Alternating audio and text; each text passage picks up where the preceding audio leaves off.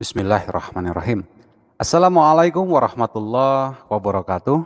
Alhamdulillah, kaum muslimin wal muslimat yang dicintai Allah Azza wa Jalla, dan juga saudara-saudari Kristen dimanapun Anda berada, salam sejahtera untuk kita semua.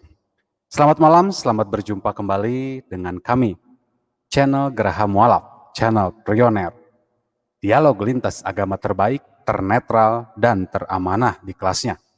Alhamdulillahirrabbilalamin, wassalatu wassalamu ala asyrafil anbiya'i wal mursalin, sayyidina wa maulana Muhammadin, wa ala alihi wa sahbihi ajma'in, amma ba'du. Asyhadu an la ilaha illallah wahdahu la syarikalah, asyhadu anna Muhammadan abduhu wa rasuluh.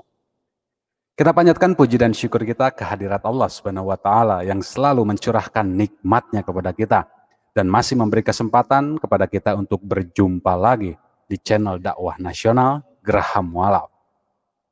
Penonton setia Geraha Mualaf, kita juga tidak lupa untuk selalu berdoa dan juga untuk selalu menyisihkan sedikit waktu dan rezeki untuk saudara-saudara kita yang terkena dampak musibah, baik di Kalimantan Selatan maupun di Sulawesi Barat.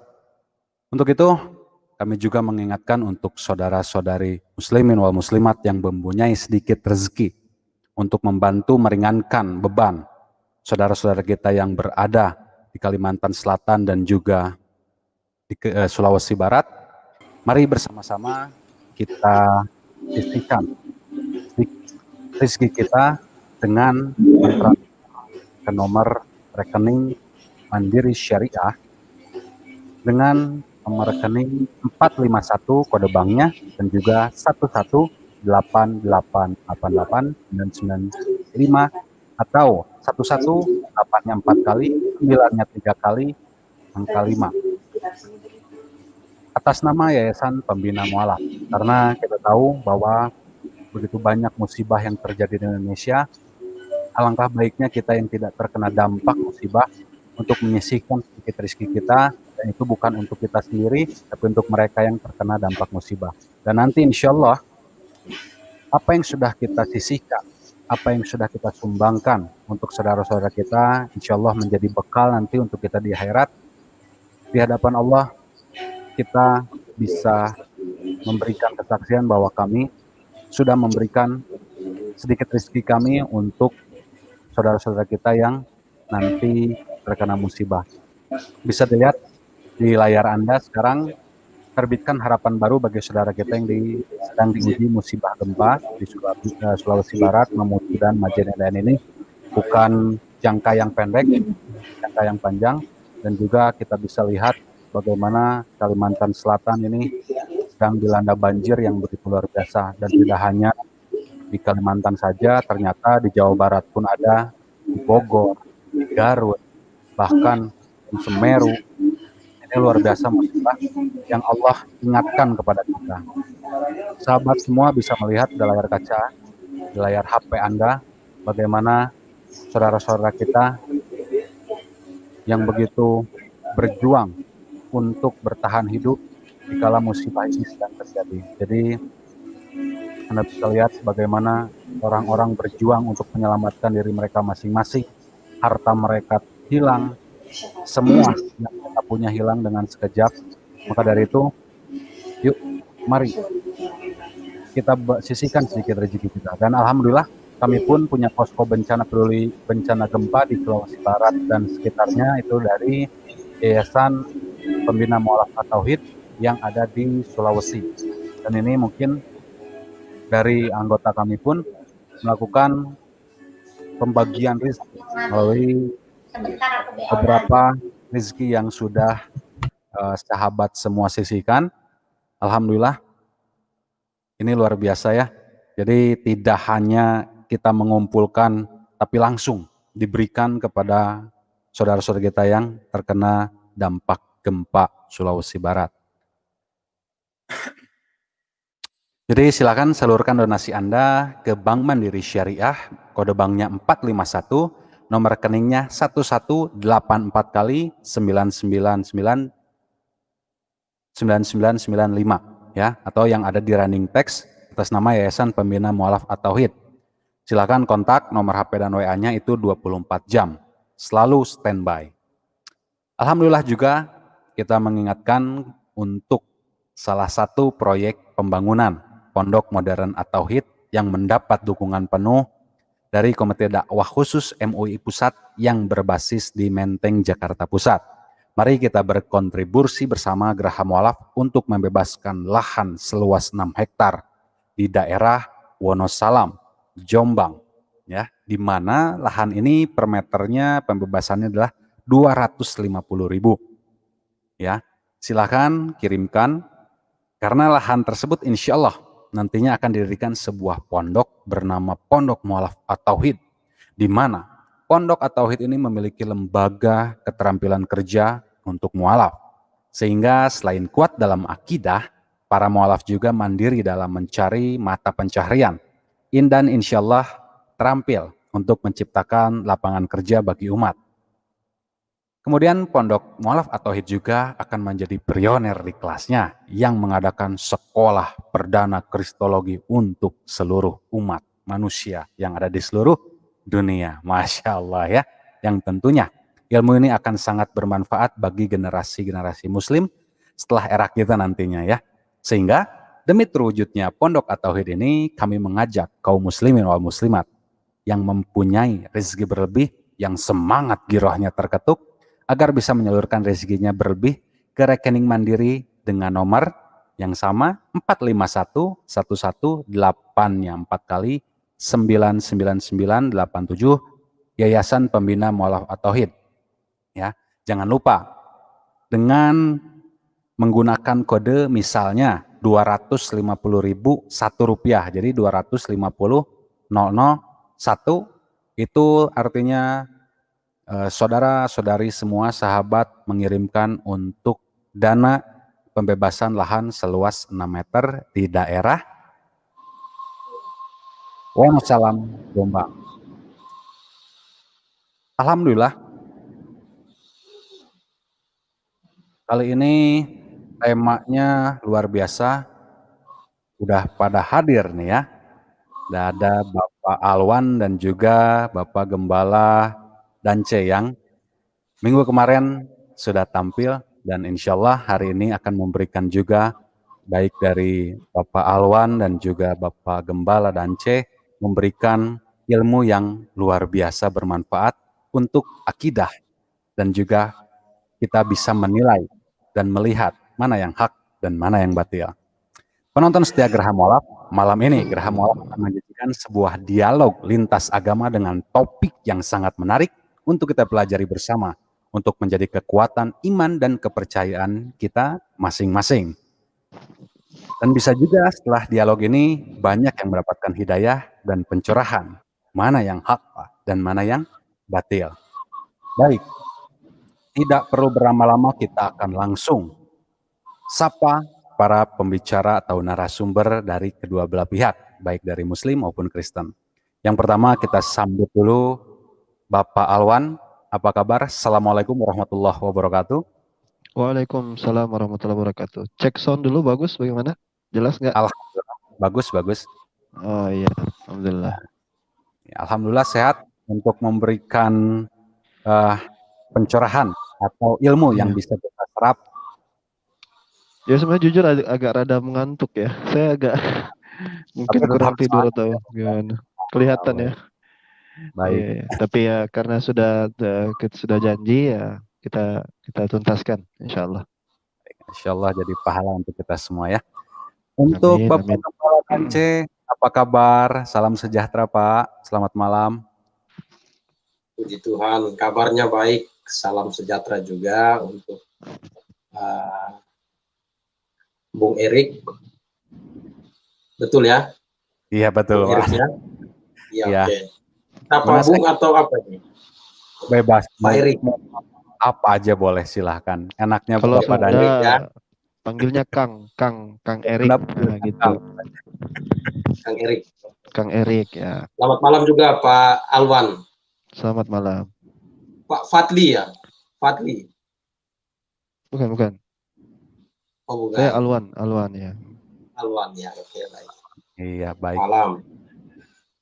Sepertinya kedua pembicara ini sudah semangat, sudah sehat, dan juga luar biasa girohnya, semangatnya untuk memberikan ilmu yang insya Allah jadi pelajaran untuk kita semua. Baik, waktu yang akan digunakan apakah waktu 7 menit, 2 menit, 7 menit menjelaskan, 2 menit pertanyaan, atau 40-40 sistem catur? Silakan, terserah Pak dan C aja. Mau seperti apa? 7-2 aja Pak, supaya pembicaraannya bisa saling berbalas. 7-2. 7-2, baik. Bagaimana Bapak Alwan, sudah bisa 7-2? Iya, silakan. Boleh. Baik. Begitu kita setel dulu waktunya.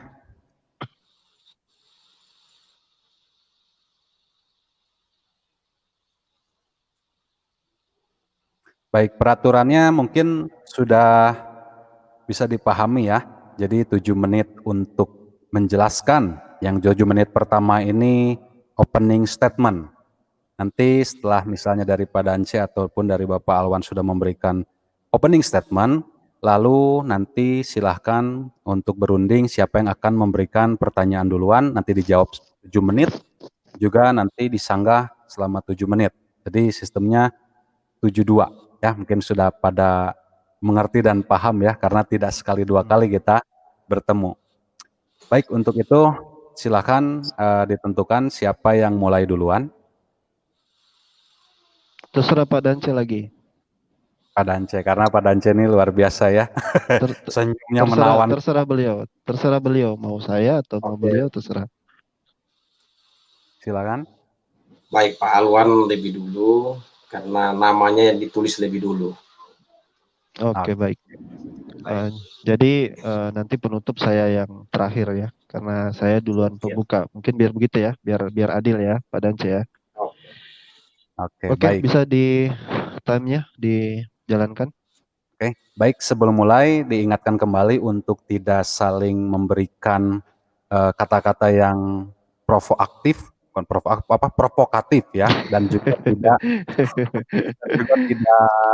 saling menyudutkan lawan satu sama lain, dan juga tidak memberikan kata-kata yang mungkin nanti tidak enak atau tidak menyerang secara pribadi. Insya Allah kita semua bisa memahami akan hal ini, karena alhamdulillah Geraha Mualaf satu-satunya channel yang netral, yang tidak memihak satu sama lain. Oke, untuk itu kita akan mulai pembahasan tema kali ini dengan judul Kristen dan Muslim menanggapi ketuhanan Yesus. Untuk itu kita berikan waktu dan kesempatan untuk Pak Alwan memberikan opening statement yang pertama. Geraha Mualaf akan dimulai. Silakan. Ya, bismillahirrahmanirrahim. Assalamualaikum warahmatullahi wabarakatuh. Alhamdulillahirabbil alamin. Wassalatu wassalamu ala Rasulillah wa ala alihi washabbihi ajmain. Amma ba'du. Rabbi shrah li sadri wa yassir li amri wahlul 'uqdatam min lisani yafqahu qawli. Jadi teman-teman yang penyimak Geraha Mualaf channel di mana saja Anda berada, tema kita pada hari ini adalah terkait ketuhanan Yesus dalam perspektif Islam dan Kristen. Ya, sebenarnya teman-teman sekalian, saya termasuk orang yang suka berbicara tentang hal yang sifatnya sedikit saintifik, sehingga jarang sekali saya tampil debat membahas konsep teologis. Saya lebih sering membahas tentang critical text, utamanya critical text di dalam Bible, juga kemudian tentang sejarah dan kanonisasi dan lain-lain Bible. Tapi pada kesempatan kali ini, saya mencoba untuk masuk ke ranah yang not my comfort zone ya. Ini bukan wilayah nyaman saya, karena ini bukan hal yang biasa saya lakukan. Mungkin kalau di Geraha Mualaf ini baru pertama kali saya membahas tentang konsep teologis dari dari pandangan dari Bible itu sendiri. Nah, Teman-teman yang dimuliakan Allah Subhanahu wa taala, ketika kita berbicara tentang ketuhanan Yesus,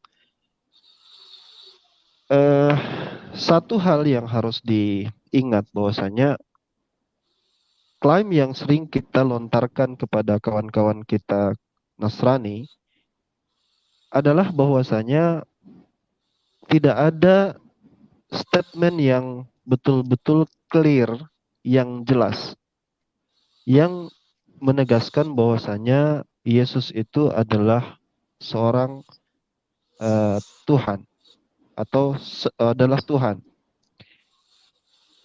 Yang ada adalah ambiguous statement atau statement ambigu yang kemudian ditafsirkan atau dianggap sebagai dalil ketuhanan Yesus. Nah, tentu ini patut diuji dan patut dicoba, ya. Dan saya akan menantang saudara Pak Dance ini untuk memberikan bukti yang benar-benar clear. Kenapa? Karena ini menyangkut tentang keselamatan. Banyak orang yang ingin mencari selamat dan tentunya saudara-saudara kita yang non-muslim, dalam hal ini Kristen, meyakini bahwasanya keselamatan itu ada di dalam Yesus. Nah, misalnya teman-teman sekalian, kita ambil beberapa ayat yang justru sebenarnya mengindikasikan bahwa Yesus itu bukanlah Tuhan dan dia tidak setara dengan Tuhan. Saya ambil contoh misalnya di dalam Matius 23 ayat ke-19. Di sana Yesus berkata ya kepada halayak ramai dan juga kepada murid-muridnya, dia berkata seperti ini, jangan ada di antara kamu yang memanggil, ada suara orang, ada adik nangis, bisa di pause dulu mungkin, Pak Dance? Iya, sebentar Pak ya. Di pause dulu, waktunya juga tolong di pause dulu.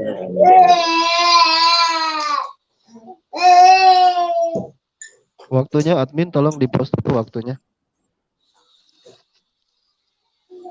Oke Pak. Iya, siap. Kita lanjutkan ya.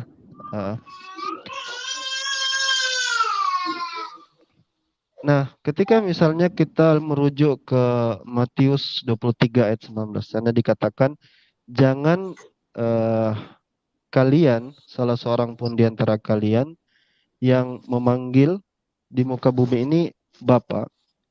Tidak ada seorang pun yang bisa dipanggil Bapa di muka bumi ini. Ya, karena kamu hanya punya satu Bapa dan itu adanya di surga. Nah, kemudian yang paling jelas lagi adalah ketika Yesus itu dengan sangat tegas dan jelas mengatakan bahwasanya dia itu bukan Tuhan melalui perkataannya, jangan kalian memanggil aku baik. Tidak ada yang baik kecuali Tuhan semata, kecuali Tuhan saja. Ayat seperti ini banyak sekali yang dimana Bible itu sendiri menceritakan tentang statement daripada Yesus yang clear bahwasanya dia itu hanyalah bukan Tuhan, ya, dan tidak setara dengan Tuhan. Dia hanyalah seorang utusan. Dalam Yohanes 5 ayat 30 misalnya, Yesus mengatakan, saya tidak bisa berbuat apa-apa. Ya, dia tidak mampu berbuat apa. Apa yang bisa dilakukan itu diterangkan dalam Yohanes 14 ayat 31. Saya lakukan apa yang Bapakku perintahkan kepadaku. Nah, ini dari sini sebenarnya pernyataan ini jelas ya. Padahal Yesus itu ketika di Yohanes 5 ayat 30 itu sebenarnya dia punya kesempatan ketika ada lelaki yang berlari ya, bersimpuh di hadapannya dan memanggilnya guru, guru yang baik, ya. Dia punya kesempatan untuk menjelaskan itu, tetapi yang dia lakukan, saya tidak bisa berbuat apa-apa. Saya pastikan teman-teman sekalian akan melihat dalil-dalil yang disampaikan siapapun ketika membahas tentang Bible ini akan sangat ambigu dalam menjelaskan tentang ketuhanan Yesus. Sebaliknya yang sangat clear dan jelas adalah bahwa dia itu tidak setara sebagaimana yang saya sudah sampaikan tadi, tidak bahwa dia tidak bisa berbuat apa-apa, ya, ya bapaknya lah yang punya kekuasaan untuk hal itu. Yesus bahkan mengatakan, Bapa itu lebih besar dari aku. Ini adalah tanggapan yang pertama di awal untuk kata pengantar saya kepada Pak Dance. Insya Allah nanti kita akan mengembangkan wacana ini ke depannya. Demikian. Wassalamualaikum warahmatullahi wabarakatuh. Waalaikumsalam. Alhamdulillah ya. Terima kasih untuk opening statement yang begitu jelas, yang begitu baik dan penuh penjelasan dari Pak Alwan. Oke, penonton Setia Mualaf, sekarang kita beralih kepada Pak Gembala Dance untuk mendengarkan opening statement dari beliau. Jika siap, katakan siap. Sudah siap Pak Dance? Siap Pak, siap. Siap Pak Eri. Oke, baik. Terima kasih. Untuk itu, kita akan dengarkan opening statement dari Pak Gembala Dance. Waktu dan tempat kami persilahkan. Baik, selamat malam Pak Moderator, Pak Erik, dan juga Pak Alwan, teman dialog saya, dan channel yang Graha Mualaf yang sudah memediasi sehingga terjadinya dialog ini. Baik, terima kasih. Kiranya melalui dialog malam hari ini kita bisa mendapatkan hal-hal yang berguna, dan juga mungkin selama ini kita mendengarkan klaim-klaim yang mungkin membuat kita banyak salah menafsir tentang Alkitab. Saya berterima kasih karena malam hari ini juga Pak Alwan menggunakan Alkitab sebagai sebuah dasar untuk berdialog. Nah, mengenai ketuhanan Yesus Kristus, ada 3 ayat yang akan saya pakai sebagai landasan mengapa orang Kristen percaya bahwa Yesus adalah Tuhan. Yang pertama yaitu perkataan Yesus Kristus sendiri, dia adalah Tuhan. Nah, memang di luar ada begitu banyak isu yang menyampaikan bahwa ketuhanan Yesus itu tidak clear seperti yang tadi disampaikan oleh Pak Alwan, dan ada yang menentang juga, menantang meminta bahwa kalau Yesus adalah Tuhan, tunjukkan di mana ayat Yesus pernah berkata dia adalah Tuhan.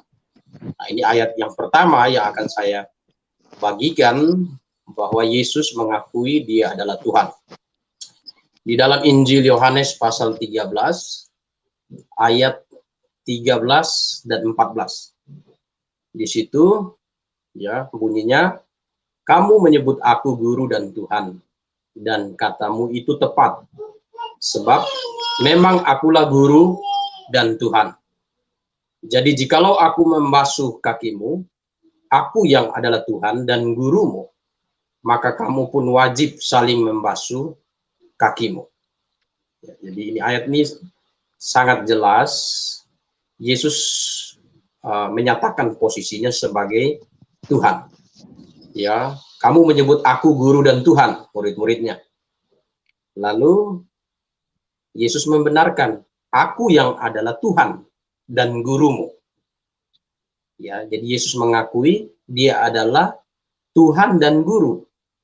Maka kamu pun wajib saling membasuh kakimu. Sebab aku telah memberi suatu teladan kepadamu. Ya, Jadi jika aku membasuh kakimu, aku yang adalah Tuhan dan gurumu. Kembali lagi ayat 14. Yesus menegaskan bahwa dia adalah Tuhan. Maka kamu pun wajib saling membasuh kakimu. Ya, jadi ayat ini sangat jelas.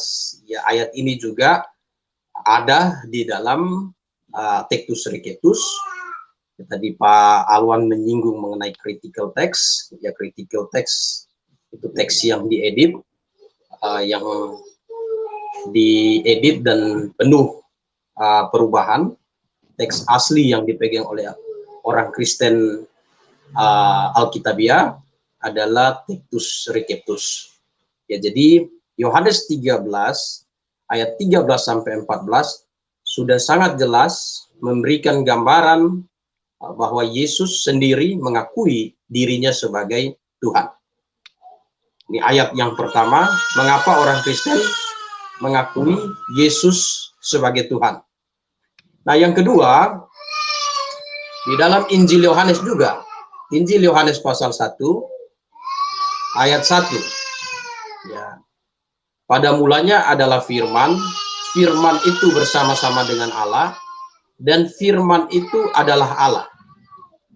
Ya, kemudian ayat yang ke-14, firman itu telah menjadi manusia, diam di antara kita, dan kita telah melihat kemuliaannya, yaitu kemuliaan yang diberikan kepadanya sebagai anak tunggal Bapa, penuh kasih karunia dan kebenaran. Ya, jadi pada mulanya adalah firman, firman itu bersama-sama dengan Allah, dan firman itu adalah Allah. Nah, jadi firman adalah Allah. Ayat 14 menjelaskan, firman itu telah menjadi manusia. Ya, siapa firman yang telah menjadi manusia dan diam di antara kita, dan kita telah melihat kemuliaannya, yaitu kemuliaan yang diberikan kepadanya sebagai anak tunggal Bapa, penuh kasih karunia dan kebenaran. Ya, anak tunggal Bapa yaitu Yesus Kristus. Ya, jadi Yesus adalah Tuhan, itu berdasarkan pengakuannya sendiri, dan orang Kristen memegang itu. Dan yang kedua, kita lihat di sini bahwa dia adalah Allah. Ya, dia adalah Allah dan dia adalah Tuhan ya, yang berinkarnasi, artinya diam dalam daging, menjelma menjadi manusia. Ya, inkarnasi berarti sebelumnya dia sudah ada. Sebelumnya dia sudah ada. Nah, Yesus sendiri menyatakan bahwa dia sudah ada sebelum dia lahir. Ya, itu bisa kita lihat di dalam Yohanes pasal 8 ayat 58. Yohanes pasal 8 ayat 58 dikatakan, kata Yesus kepada mereka, aku berkata kepadamu, sesungguhnya sebelum Abraham jadi, aku telah ada. Ya, kata Yesus kepada mereka, aku berkata kepadamu, sesungguhnya sebelum Abraham jadi, aku telah ada. Ya, jadi pernyataan Yesus Kristus sudah sangat jelas bahwa dia sudah ada sebelum Abraham jadi. Ya, nah, kemudian ayat yang ketiga yang menjadi fondasi bahwa kekristenan percaya Yesus adalah Tuhan, sebenarnya bukan hanya 3 ayat, tapi karena waktu saya sampaikan 3 ayat ya sebagai fondasi, lebih dari 3 ayat yang menjadi dasar bahwa orang Kristen percaya Yesus adalah Tuhan. Nah, di dalam Kolose pasal 1, baik. Oke, Iya, karena waktunya sudah. Anak-anak saya malam hari ini sedikit rewel. Nggak apa-apa, Pak Dance. Suaranya Tidak apa-apa, tetap. Pak. Tidak apa-apa. Ya. Yang penting pesannya sampai gitu. Nggak apa-apa. Namanya anak-anak kan, ya. Oke, penonton setia Geraha Mualaf. Kita sudah mendengarkan opening statement dari masing-masing narasumber atau pembicara. Semakin seru ya. Lebih seru lagi, gerakin dulu jempolnya dan telunjuknya untuk memencet tombol subscribe, like, dan share. Silakan subscribe channel-channel yang ikut serta menyiarkan 24 channel sampai go internasional. Jangan lupa juga pembicara Bapak Gembala dan C punya channel sendiri. Silakan subscribe channelnya. Silakan gerakin jempolnya ke bawah sedikit yang tanda merah, lalu subscribe di Geraha Mualaf, Akademi Kristologi, Viral Indonesia, The Muslim Apologist, Tim Mukaruban, Edi Prayitno, Kristologi Center, Riva, MOW TV, Lentera Rohani, Bamtri, Rabanians ID, Donditan, Penegak Islam, Alwan TV, Wonderful Islam, Zulkifli M. Abbas, Aristo Channel, Mualaf Channel, Evangelis Yonatan Nandar, Konstantinus Channel, Cahaya Islam, Memori Islam, ya, dan Yudi Al-Hadi Official. Maka sekarang kita akan berlanjut ke sesi 2. Sesi di mana masing-masing narasumber akan saling bertanya jawab terhadap topik ya. Malam hari ini Kristen dan Muslim menanggapi ketuhanan Yesus di malam hari ini ya. karena Pak Alwan adalah yang pertama memberikan opening statement di sesi 1, maka sekarang Pak Alwan yang akan memberikan pertanyaan terlebih dahulu kepada Pak Gembala Dance selama 2 menit. Jika Pak Alwan sudah siap, silahkan. Timer berjalan, pertanyaan meluncur. Gaskeun. Oke, baik. Sebenarnya menarik ya, karena ada 3 ayat yang Pak Dance bawakan. Cuman saya akan coba bantah itu karena waktunya cuma 2 menit. Ini sesi bertanya. Saya akan coba untuk menimpali itu nanti di sesi saat saya menjawab nanti. Mudah-mudahan bisa cepat-cepat ya. Tadi Pak Dance menyebutkan pasal Yohanes pasal 13 ayat 13 sampai 14, kemudian Yohanes pasal 1 ayat sampai 3 dan Yohanes pasal 8 ayat 58 itu merupakan dalil yang disampaikan oleh Pak Dance untuk menyatakan bahwa Yesus itu sebagai Tuhan dan menegaskan bahwa itu sebagai dalil yang jelas. Tapi bukan itu pertanyaan saya, karena nanti itu akan saya timpali nanti di sesi berikutnya ketika Pak Dance beri pertanyaan ke saya. Yang saya ingin tanyakan gini, kalau kita bicara sejarah Pak Dance,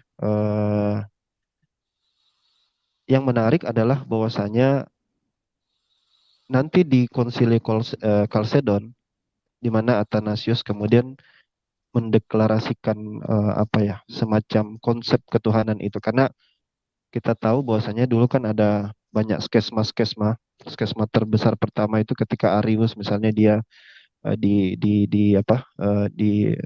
tidak mengakui Yesus sebagai Tuhan, dan akhirnya terjadi konsili Nisea untuk menegaskan bahwasanya Yesus itu sepenuhnya Tuhan.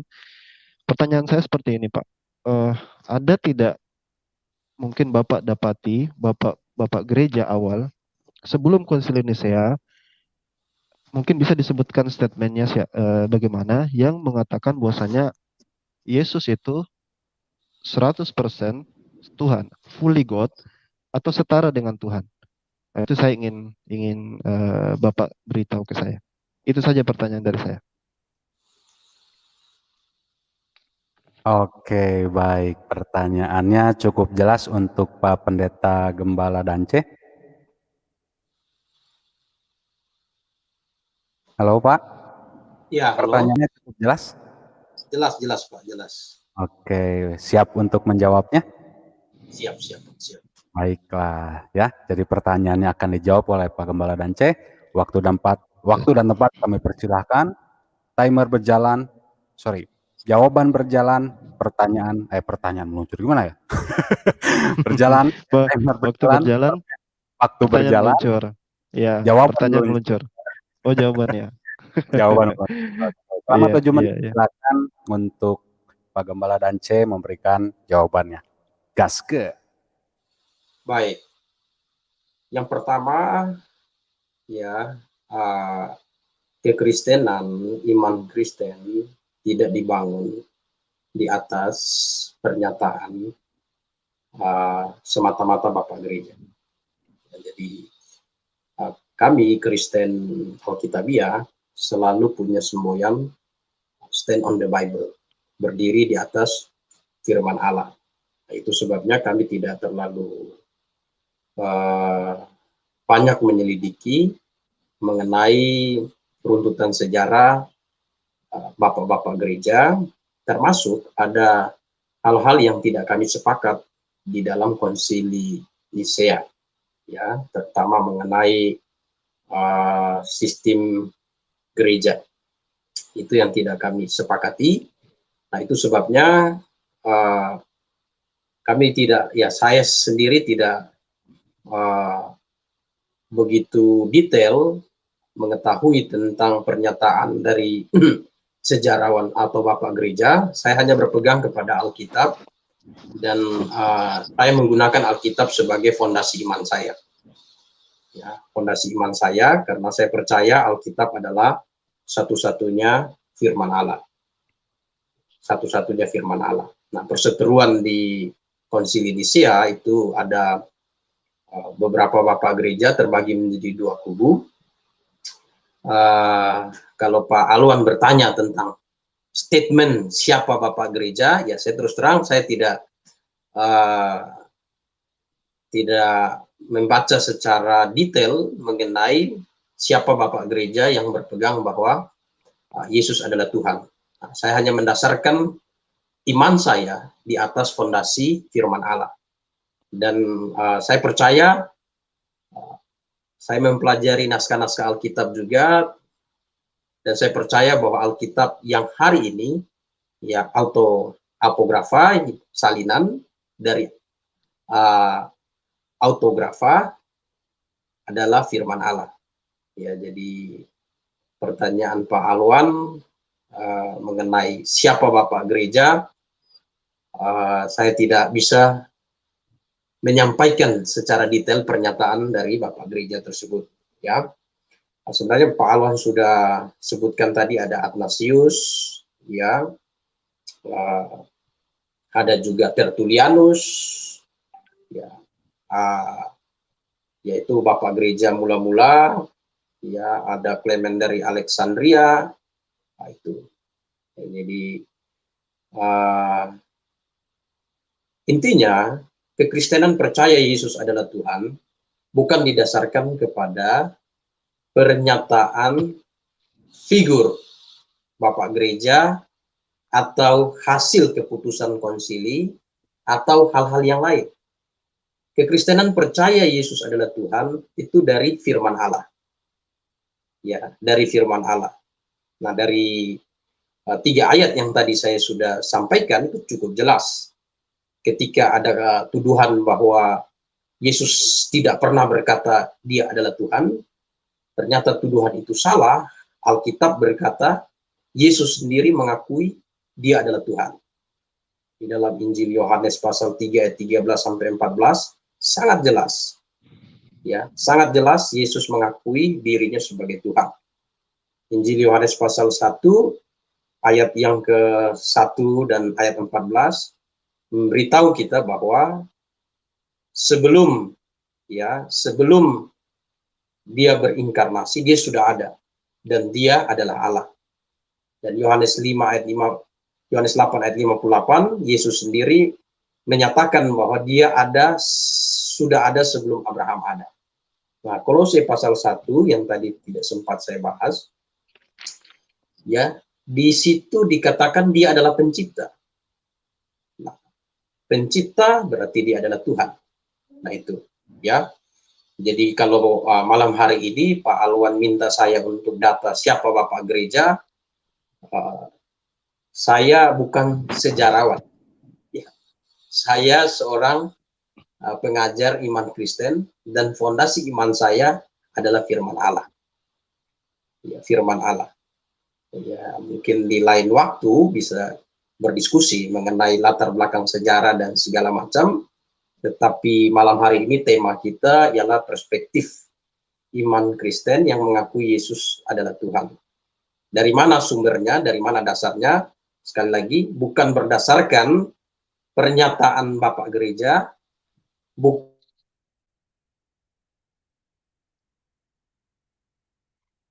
Jaringan kayaknya.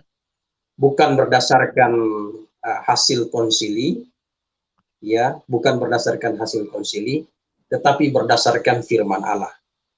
Karena kekristenan yang dibangun di atas dasar ajaran manusia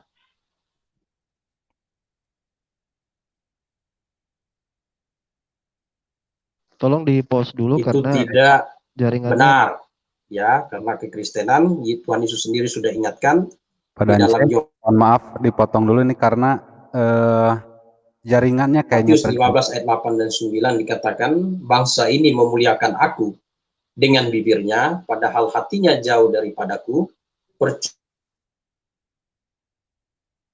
Ajaran yang mereka ajarkan ialah perintah manusia. Pak Dance, maaf, ini nanti kita pause dulu waktunya karena jaringannya agak keganggu nih kayaknya. Apa namanya? Putus-putus gitu. sudah bagus kayaknya, sudah bagus. Sudah bisa. Sudah terdengar jelas Pak Dance? Sudah Pak, sudah. Sudah bagus ya. Jadi dari Pak Dance patah-patah dan terlalu nggak kedengar tadi. Tadi sempat di pause. Tadi sempat di pause supaya tidak ini. Oke. Masih ada Oke, waktu Pak Dance. Ya, ada silakan. waktu 1 menit 16 detik, silakan. Baik, jadi Pak Alwan juga perlu tahu bahwa kekristenan yang sejati tidak mendasarkan ajarannya di atas dasar pengajaran manusia. Ya, hal itu didasarkan kepada pernyataan Tuhan Yesus sendiri di dalam Matius 15 ayat 8 dan 9. Di situ Tuhan Yesus berkata, bangsa ini memuliakan aku dengan bibirnya, padahal hatinya jauh daripadaku. Percuma mereka beribadah kepadaku, sedangkan ajaran yang mereka ajarkan ialah perintah manusia. Jadi dasarnya bukan karena perintah manusia, bukan karena tulisan Bapak Gereja, orang Kristen percaya Yesus adalah Tuhan, bukan karena keputusan konsili, orang Kristen percaya Yesus adalah Tuhan, tetapi orang Kristen percaya Yesus adalah Tuhan, dasarnya adalah firman Allah, yaitu Alkitab. Ya, nah ini jadi saya mempertanggungjawabkan iman saya di sini. Jadi minta maaf kalau Pak minta data siapa Bapak Gereja, saya tidak tahu secara detail. Terima kasih. Baik. Ini luar biasa Pak Dance. Kami hargai jawaban dari Pak Dance dan juga bisa memberikan pencerahan kepada teman-teman yang memang belum mengetahui akan hal itu. Terima kasih. Dan sekarang giliran Pak Dance untuk memberikan pertanyaan selama 2 menit kepada Pak Alwan. Pertanyaannya silakan diberikan. Untuk waktu silakan. Sebentar, saya agak lupa teksnya. Pertanyaan meluncur. Nah, timer berjalan, pertanyaan meluncur. Gaskeun, Pak Dance. Baik, jadi yang ingin saya tanyakan ya kepada Pak Alwan, kebetulan tadi menyinggung mengenai Bapak Gereja, saya ingin tanyakan apakah Pak Alwan secara pribadi pernah membaca pernyataan Bapak Gereja yang menolak ketuhanan Yesus? Kalau ada, siapa? Dan yang kedua, ya, apakah Pak Alwan pernah membaca atau mengetahui Bapak Gereja yang mengakui Yesus adalah Tuhan? Dan yang ketiga, Mungkin ialah gini, Pak Dance, pertanyaannya jangan terlalu banyak karena waktu kita menjawab terlalu sedikit. Jadi mungkin ya, 1 atau 2 lah paling banyak. Tadi yang kedua apa yang kedua? Yang kedua ialah saya bertanya, apakah Pak Alwan pernah membaca atau mengetahui Bapak Gereja yang menolak ketuhanan Yesus? Iya, itu yang pertama. Yang kedua? Itu pertama. Yang kedua ya, dua saja Pak ya. Yang Ya, kedua, apakah apa dasar penolakan Pak Alwan tentang ketuhanan Yesus? Dasarnya, apakah dari Alkitab, apakah dari konsili, atau dari Al-Quran? Terima kasih. Baik. Oke, baik. Dasar Sudah cukup pertanyaannya, Pak Dance? ketuhanan Yesus. Iya.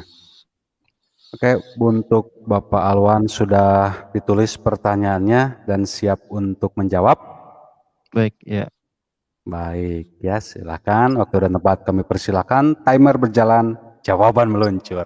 Gaskeun. Ya, bismillahirrahmanirrahim. Ini saya harus maksimalkan waktu karena hanya 7 menit. Pertanyaan saja ringkas saja. Pertanyaannya, apakah saya secara pribadi pernah mendengar, membaca Bapak Gereja menolak ketuhanan Yesus? Ya, kalau Bapak baca apa yang disampaikan Bapak Gereja, khususnya gereja di awal, di sebelum abad ketiga, itu banyak dan bisa dibaca kurang lebih sekitar 95% dari mereka itu tidak menganggap Yesus itu setara dengan Bapa, ya setara dengan Bapa, karena keyakinan daripada orang Kristen sekarang ini meyakini bahwasanya Bapa, Roh Kudus dan Anak itu adalah satu hakikat yang mana mereka terdiri dari 3 pribadi yang setara. Jadi ada pernah saya baca seperti itu. Nah, kemudian yang kedua, apakah apa dasar penolakan ketuhanan Yesus. Nah, sudah saya sampaikan sejak awal bahwasanya tidak ada pernyataan yang jelas atau yang tegas dari Bible yang menerangkan bahwasanya Yesus itu Tuhan. Nah, sekarang mari kita kaji dulu yang tadi Bapak sempat sebutkan satu persatu. Kita mulai dari pasal Yohanes pasal 13 ya, 13 sampai 14. Adapun kamu menyebutkan aku guru dan Tuhan. Nah, itu menariknya begini, ketiga dalil yang Bapak sebutkan tadi itu memang ada bermasalah dalam konteks pengertian, khususnya apabila kita kembalikan ke bahasa aslinya. Nah, misalnya di Yohanes pasal 13 sampai 14, di situ dijelas kata yang dipakai adalah kurios, dan kurios ini bermakna ganda. Dan itu kalau kita sebagai bukti Bapak bisa kembali ke terjemahan-terjemahan yang lama ya, bisa dicek bahwa yang di situ disebutkan bukan Tuhan tetapi Tuan, junjungan atau Rabi ya, bilang begitu. Nah, kemudian terjadi ada sedikit, kalau Bapak baca sejarah penerjemahan dari bahasa Indonesia, ada perubahan dari Tuhan menjadi Tuhan, itu ada konteks sejarahnya, nanti Bapak bisa cross check itu. Kemudian terkait dengan Yohanes 1 pasal 1 sampai 3, saya ada sedikit catatan di sini Pak untuk kata itu. Misalnya kalau misalnya Bapak belajar sedikit ke bahasa aslinya, di sana dikatakan ya, di dalam Yohanes 1 pasal 1 ayat 1 dan 3 itu dikatakan pada mulanya adalah firman, firman itu bersama-sama dengan Allah, dan firman itu adalah Allah.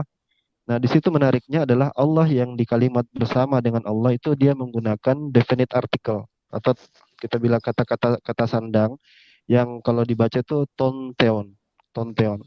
Sementara yang Allah yang satunya itu God itu hanya memakai kata theos. Nah, kadang-kadang ada terdistorsi, beberapa orang kurang paham tentang ini eh, ketika dia menerjemahkan sehingga dia menjadi salah paham.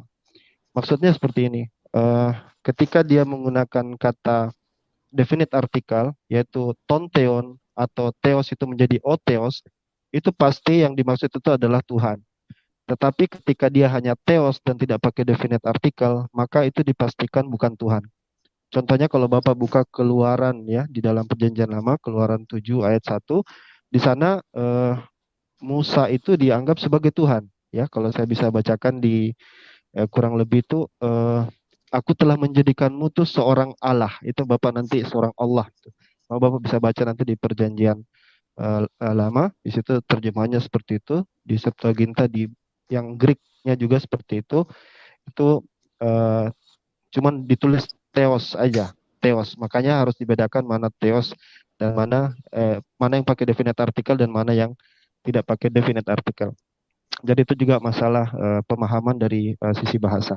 Adapun tentang sebelum Abraham jadi aku telah ada, ini sama juga kasusnya. Banyak orang mengatakan bahwa aku ada, telah ada, atau I am itu sebenarnya sama dengan di Perjanjian Lama, atau kurang lebih sama dengan kata eheye, esher, eheye. Tapi pada kenyataannya kalau kita ingin terjemahkan eheye itu lebih tepatnya ke dalam bahasa Yunani itu menjadi hoon. Kenyataannya kalau kita buka Yohanes itu yang ada malah ego eimi. Jadi ini murni Pak, masalah konteks pemahaman bahasa. Jadi dan ini sudah menjadi kajian yang umum di kalangan para intelek dari pakar-pakar Bapak sendiri yang menjelaskan itu, sehingga kembali lagi kita pada kondisi bahwasanya tidak ada pernyataan yang betul-betul solid. Apatah lagi di dalam Bible sangat jelas ya, sangat clear sekali kita melihat bagaimana Yesus itu tidak bisa berbuat apa-apa. Misalnya kalau kita tanya, apakah Yesus itu mengangkat dirinya sendiri? Dalam Kisah Para Rasul dijelaskan Tuhan mengangkat dia, ya kan? Kemudian Yesus juga berdoa kepada Tuhannya, ya. Jadi selain dia mengatakan Tuhan itu lebih besar daripada aku, ya, Yesus itu berdoa. Dia memanggil Abah, kadang Bapa, ya. Jadi Bapak bisa lihat bagaimana posisi Yesus, dia mendudukkan dirinya sebagai seorang utusan semata. Dia tidak tahu misalnya tentang hari kiamat. ya, the hour kalau bahasa Inggrisnya. Dia tidak tahu tentang hari kiamat. Dia tidak tahu kapan musim pohon ara berbuah, misalnya. Nah, di situ kemudian dia menceritakan, kalau kita baca sejarahnya dari bagaimana dia diburu-buru, dia mengalami rasa ketakutan, ya, normatif sebagai manusia. Dia lapar dan dia merasa ingin dilindungi oleh teman-temannya. Dan banyak lagi yang kalau kita baca secara konteks, secara full, itu semua menerangkan bahwasanya Yesus itu tidak lain hanyalah seorang manusia biasa saja, sebagai orang yang dimuliakan, ya, wajihan fid dunya, dimuliakan di dunia ini, itu untuk membuktikan bahwa dia adalah utusan Allah Subhanahu wa taala, dan dia selalu mengerjakan apa yang diperintahkan oleh Tuhannya, dan semua atas izin daripada Tuhannya. Jadi kembali lagi, tidak ada statement yang jelas bahwasanya dia benar-benar adalah Tuhan. Itu saja. Ya. Baik, Masya Allah. Terima kasih untuk Bapak Alwan, penjelasannya begitu jelas, begitu luar biasa. Mudah-mudahan bisa diterima oleh saudara-saudara kita yang di luar sana yang sedang menyaksikan video ini. Baik, sambil menunggu kedua pembicara untuk beristirahat dan minum, kita akan memberitahukan secara terus-menerus untuk proyek pembangunan lahan, pembebasan lahan untuk Pondok Pesantren Modern At-Tauhid yang mendapat dukungan penuh dari Komite Dakwah Khusus MUI Pusat yang berbasis di Menteng, Jakarta Pusat.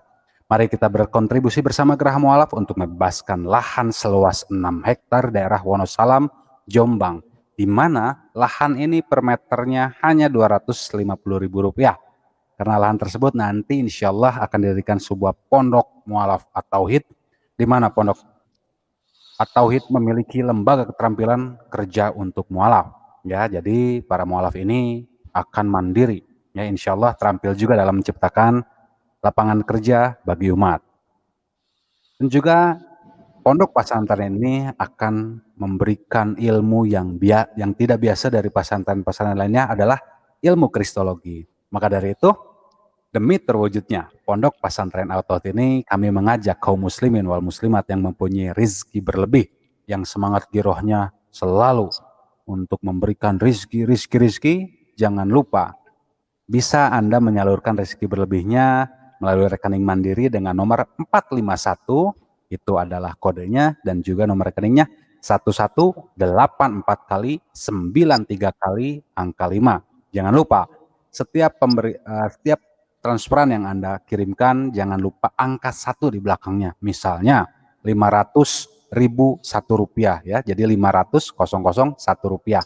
Itu untuk membedakan ya bahwa apa yang Anda kirimkan itu Anda untuk pembebasan lahan, dan juga untuk donasi, infak, zakat, sedekah untuk membantu para mualaf yang memang sedang mengalami kesulitan dalam ekonomi. Jangan lupa juga kirimkan melalui donasi Anda ke Bank Mandiri Syariah 451, nomor rekeningnya 118-nya 4 kali 9987 atas nama Yayasan Pembina Mualaf At-Tauhid. Semoga setiap apa yang Anda keluarkan demi perjuangan dakwah dan juga demi tegaknya agama Islam, insya Allah itu akan menjadi bekal kita di akhirat di hadapan Allah. Amin ya Allah ya rabbal alamin. Oke, karena sesi kedua sudah beres, sekarang pertanyaan kembali yang akan dilontarkan oleh pendeta atau gembala Dance yang akan diberikan kepada Pak Alwan. Ya, Kayaknya gimana saya, Pak? kayaknya. Oh Saya ya ke ya ya. Pak Dance ya. Oh ya. Harus minum dulu moderator ini kayaknya. Harus minum dulu. Saya minum dulu. Ya. Baik. Ya, sip ya. Oke, begitu silakan sesi putaran kedua untuk Pak Alwan memberikan pertanyaan kepada Pak Dance. Timer berjalan, pertanyaan meluncur. Sudah siap dengan pertanyaannya? Sudah siap. Ya, Oke. siap. Gaskeun. Ya, baik. Jadi Pak Dance, kalau kita, time-nya ya, oke. Kalau kita melihat ya, Yohanes, Yohanes banyak membawakan ayat yang ambigu-ambigu yang saya maksud tadi. Kalau kita misalnya baca Yohanes 10 ayat 30, saya dan Bapa adalah satu, ya kan? Kemudian siapa yang melihat aku telah melihat Bapa, itu juga di Yohanes. Aku adalah roti hidup, termasuk yang Bapak bawa tadi Yohanes 8 ayat 58 itu kan.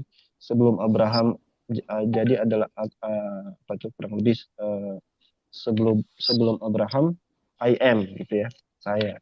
Kemudian ada juga akulah jalan kebenaran dan hidup, dan seterusnya. Pertanyaan saya Pak, ini semua memang diidentikan ini adalah ayat-ayat yang bisa membawa mendalilkan ketuhanan Yesus. Kalau ayat ini sebegitu pentingnya, kita kan tahu bahwa Yohanes ini ditulis 70 tahun setelah Yesus terangkat ya.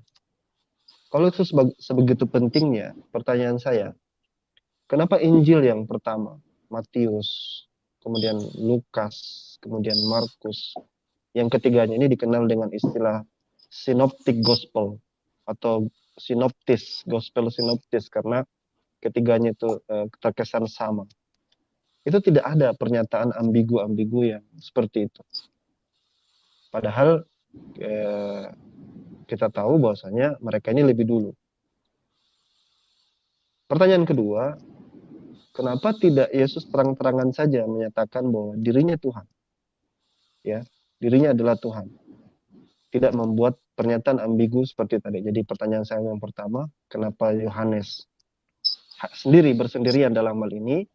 Kemudian kalau itu penting, kenapa tidak ada di Markus, Lukas, dan Matius? Ya, itu saja. Waktu siap. Oke, terima kasih atas pertanyaannya. Semoga Pak Gembala Dance bisa menangkap dan bisa memberikan jawaban yang bisa mencerahkan semua manusia yang menonton acara ini. Baik, Pak Dance sudah siap dengan jawabannya? Siap, Pak, siap. Baik, terima kasih. Timer berjalan, jawaban meluncur. Gaskeun. Baik. Yang pertama, tadi Pak Alwan bilang 95% Bapak Gereja menolak ketuhanan Yesus. Tapi faktanya terbukti dalam konsili Nicea justru 95% percaya. Ya, jadi fakta konsili Nicea bisa membuktikan bahwa data yang Pak Alwan dapatkan itu bukan data yang otentik dan data yang benar, ya. Nah, ya, saat itu. Yang kedua, mengenai Yohanes 13 ayat 13, di sini saya bacakan bahasa aslinya, ya. Humais phonete me odidaskalos kai hokurios kai kalus legete imigar aon ego enifa humontaus odas hokurios kai didaskalus kai humeis eflete alolon nitin taus odas. Jadi begini, apa perbedaan Tuhan dan Tuhan ketika diterjemahkan ke dalam bahasa Indonesia? Bagaimana penterjemah itu bisa membedakan Tuhan dan Tuhan? Bedanya ialah kata Tuhan dan Tuhan, kalau Tuhan selalu didahului dengan artikel. Sedangkan Tuhan itu menunjuk kepada karakteristik. Ya, tanpa artikel. Nah, kalau Pak Alwan belajar bahasa Yunani di Krensi kedua, perbedaan artikel dan kata yang ada artikel dan tidak ada artikel, yang ada artikel itu kata yang memiliki kata yang dapat diidentifikasi. Sedangkan yang tanpa artikel menunjuk kepada karakteristik. Ya, jadi di dalam Yohanes 13 ayat 13 tidak ada alasan bisa dikatakan bahwa di situ hanya Tuhan. Karena di situ ada kata hokurios. Hokurios. Jadi saya kira perlu juga mendalami bahasa Yunani. Jadi orang Kristen percaya itu bukan tanpa alasan. Kami mempelajari bahasa Yunani dan kami mengerti. Ya, jadi saya pikir Pak Alwan salah di dalam memahami ini. Kemudian dalam Yohanes pasal 1 ayat 1 tadi yang ditolak bahwa Yohanes pasal 1 ya ayat 1 ya, saya jawab satu-satu supaya jelas. Nah, en arche hologos kai hologos en prostonteon kai teon en hologos. Jadi ini karakteristik. Jadi Yesus itu Allah. Jadi bukan merujuk pada pribadi. Yohanes 1 ayat 1 merujuk bahwa ini dia Allah. Dia punya karakteristik Allah. Ya, dia punya karakteristik Allah. Nah, Yohanes 1 ayat 14 memberitahu ya dia sudah menjadi manusia dan diam di antara kita. Jadi untuk bahasa Yunaninya ya, untuk bahasa Yunaninya saya kira Pak Alwan ada kekeliruan di dalam memahami grammar bahasa Yunani. Ya, di dalam memahami grammar bahasa Yunani. Nah, kemudian Injil Yohanes penuh dengan ambigu. Sebenarnya kalau penuh dengan ambigu, tentu sudah dipertanyakan. Nah, ketiga Injil tidak pernah tidak mengakui Injil Yohanes sebagai Injil yang ambigu. Ya, bahkan Matius dengan sangat jelas, ya, Matius dengan sangat jelas menempatkan Yesus adalah Tuhan. Ya, dari Matius pasal 1 ayat Matius pasal 1 ayat 21 dan 22 dikatakan ya Matius pasal 1 ayat 21 dan 20, ia melahirkan seorang anak laki-laki, engkau akan menamai dia Yesus karena dialah yang akan menyelamatkan umatnya dari dosa mereka. Ya, hal itu terjadi supaya genaplah yang difirmankan Tuhan oleh Nabi. Sesungguhnya anak darah itu akan mengandung dan melahirkan seorang anak laki-laki dan mereka akan menamai dia Immanuel, yang berarti Allah menyertai kita. Immanuel. Ya, jadi ini pengakuan. Matius sendiri mengaku Yesus adalah Tuhan. Ya, Yesus adalah Tuhan. Nah, Injil Lukas, Injil Markus, ya tidak ada pertentangan. Tidak ada pertentangan dan tidak ada penolakan di antara Injil, tidak ada kontradiksi. Nah, tiap-tiap Injil memberi kesaksian dan lewat kesaksian itu membuktikan bahwa Yesus adalah Tuhan. Ya, jadi tidak ada dasar ya, bahwa Injil Yohanes itu penuh dengan keraguan, tidak ada. Kekristenan tidak percaya itu dan Alkitab, kitab-kitab sinoptik ya saling memberi dukungan. Ya, saling memberi dukungan. Nah, saya tidak tahu Pak Alwan ini membaca buku apa atau mendapat informasi dari mana bahwa Injil Yohanes itu penuh keraguan. Karena data mengenai Yesus adalah Tuhan bukan hanya di Injil Yohanes. Dalam kitab Ibrani, ya Ibrani pasal 1 ayat 6, itu sangat jelas Yesus adalah Tuhan karena Allah sendiri meminta kepada para malaikat untuk menyembah Yesus. Dan ketika ia membawa pula anaknya yang sulung ke dunia, ia berkata semua malaikat Allah harus menyembah dia. Ya, menyembah dia. Lalu yang berikut, Pak Alwan katakan Yesus tidak tahu akan akhir zaman. Lukas 21 bisa dilihat Yesus tahu. Makanya Yesus memberikan tanda-tanda akhir zaman. Tanda-tanda. Tapi mengenai masa dan waktunya, memang dia tidak kasih tahu tanggal berapa, bulan berapa. Tetapi dia memberitahu mengenai tanda-tanda akhir zaman. Ya, tanda-tanda akhir zaman. Nah, itu Lukas 21 karena waktu ya bisa dilihat dari ayat 7. Ya, Lukas 21 mulai dari ayat 7. Nah, itu bisa dibaca terus sampai ayat 10. Ayat 10 itu termasuk bicara tentang virus corona nantinya. Terima kasih. Oke, terima kasih penjelasan dan jawabannya yang dapat dimengerti baik dari saya pribadi maupun dari para penonton. Oke, untuk sesi selanjutnya Silahkan untuk Pak Gembala dan C memberikan pertanyaan kepada Pak Alwan selama 2 menit. Sudah siap dengan pertanyaannya? Siap Pak, siap. Baik, terima kasih. Timer berjalan, pertanyaan meluncur. Gaske. Baik, saya sangat penasaran sekali ya data apa yang digunakan oleh Pak Alwan ya, atau referensi apa.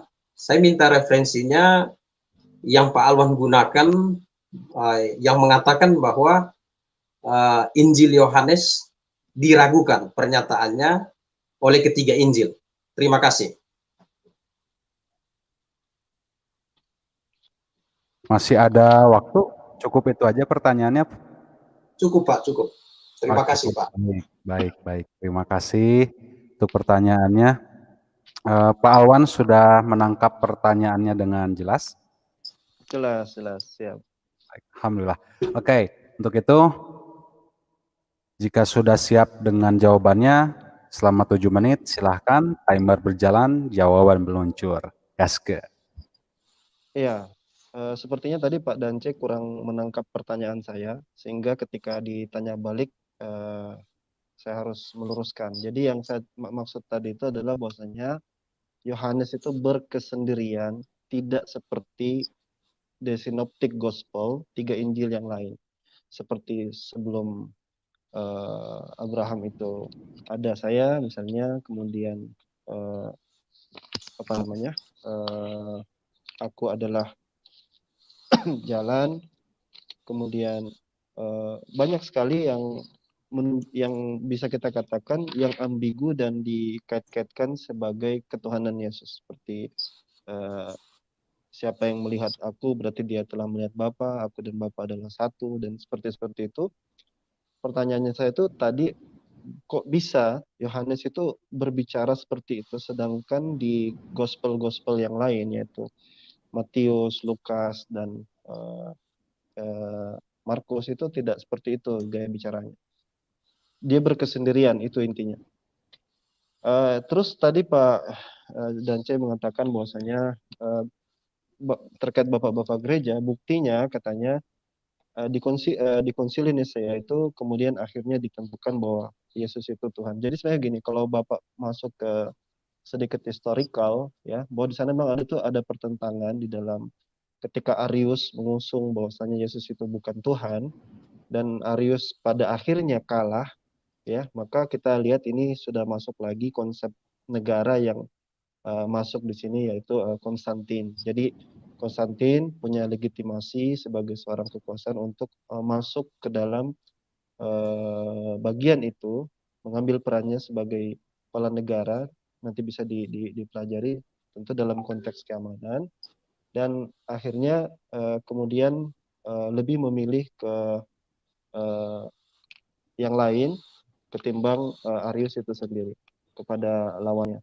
Nah, kalau kita bicara seperti itu juga, misalnya kita kalau baca History of the Church karya Eusebius, di sana dia juga menceritakan bahwasanya kalau kita bilang ada semacam perbedaan antara satu dengan yang lain, di sana juga Arius itu sendiri mengatakan bahwasanya Athanasius kalau tidak salah itulah yang melakukan perbuatan bidat. Jadi ini masih ada pergolakan atau pergumulan di abad-abad pertama menentukan apakah Yesus itu Tuhan atau bukan.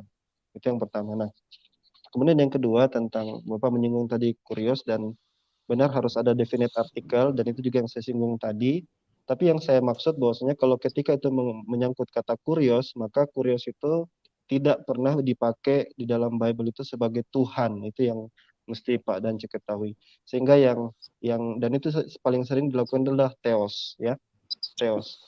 Bukan dari bukan seperti yang Bapak sampaikan tadi. Nah, terus apa lagi yang sempat dicatat lagi? Coba saya lihat.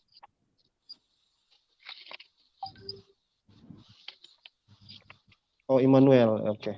Tapi Bapak singgung sempat tentang Immanuel. Nah, kalau kita bicara tentang Immanuel misalnya, Itu adanya di itu mungkin dengan yang Bapak sebutkan tadi itu sebenarnya itu terkait karena Matius itu kan bahasanya yang tulis itu seorang Yahudi ya kalau di penterjemahan di dalam deskripsi tentang Bible itu, sehingga dia banyak mengutip dari Perjanjian Lama, dan ini mungkin mengutip dari Yesaya 7 ayat 14 yang dimana ada seseorang anak laki-laki yang dia virgin ya kalau di dalam Matius itu, dan dia adalah diberi nama Immanuel. Sebenarnya saya sudah sedikit baca itu Pak Dance, dan sebenarnya itu tidak ada sangkut pautnya dengan Yesus, karena kalau Bapak baca itu secara menyeluruh, itu sebenarnya itu terkait dengan janji Tuhan untuk Raja Ahaz ya. Dan pada waktu itu pun dikatakan sebelum anak itu menjadi balik, dia itu akan dikalahkan musuhnya itu, dan diberi nama sebagai Immanuel di Yesaya 8 ayat 8. Nah, untuk bukti bahwasanya Bapak mau lihat bahwa ada definite artikel dan dia tetap artinya Tuhan, Bapak bisa buka di Matius 10 ayat 25 ya. Di sini kalau saya baca arketon, ton, dan atau saya cepat-cepat saja, kurios ya. Nah, di sini dikatakan kurios ya, kurios di situ nanti Bapak lihat, dan di situ diartikan cukuplah bagi seorang murid ia menjadi sama seperti gurunya, dan bagi seorang hamba jika ia menjadi sama seperti tuannya.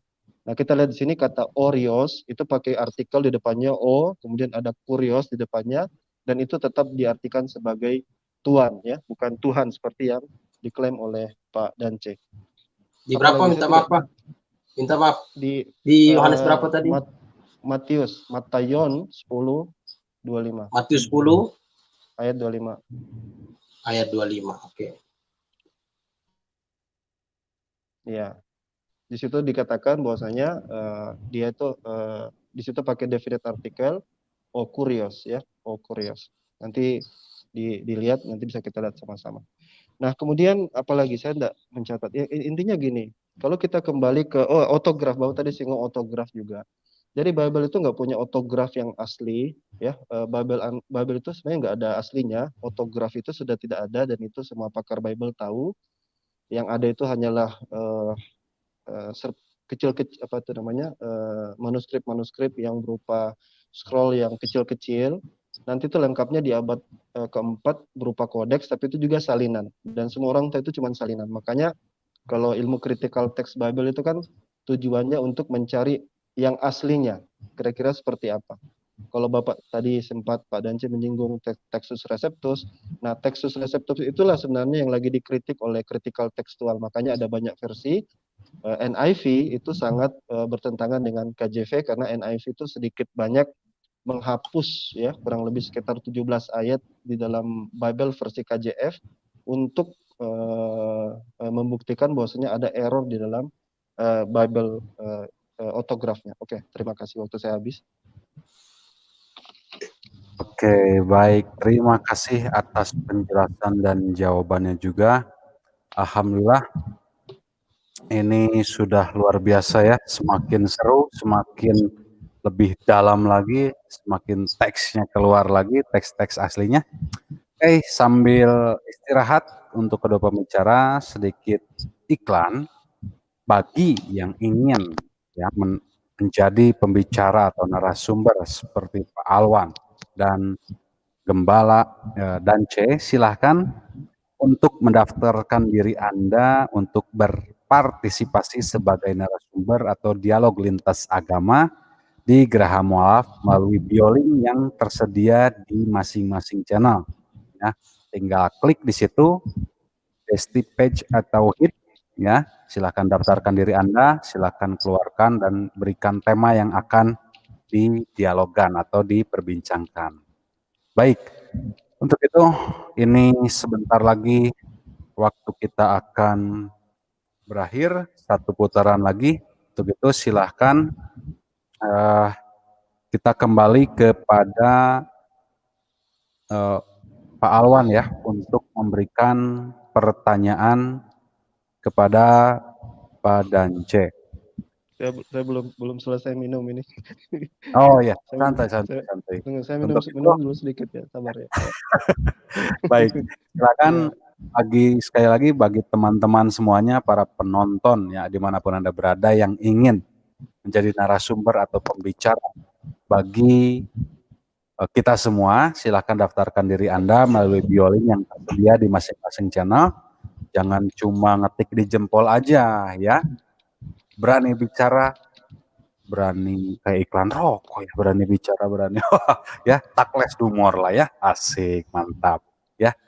Oke, untuk itu kita sambil menunggu, silakan sekali lagi yang mempunyai rezeki lebih, silakan salurkan donasi Anda untuk membantu secara khusus kehidupan para mualaf ke Bank Mandiri Syariah 451, nomor rekeningnya 1188899987 atas nama Yayasan Pembina Mualaf At-Tauhid. Dan juga zakat, infak, sodakoh, donasi yang dapat salurkan melalui Bank Mandiri Syariah dengan kode banknya 45111888995 atas nama Yayasan Pembina Mualaf At-Tauhid. Oke, sepertinya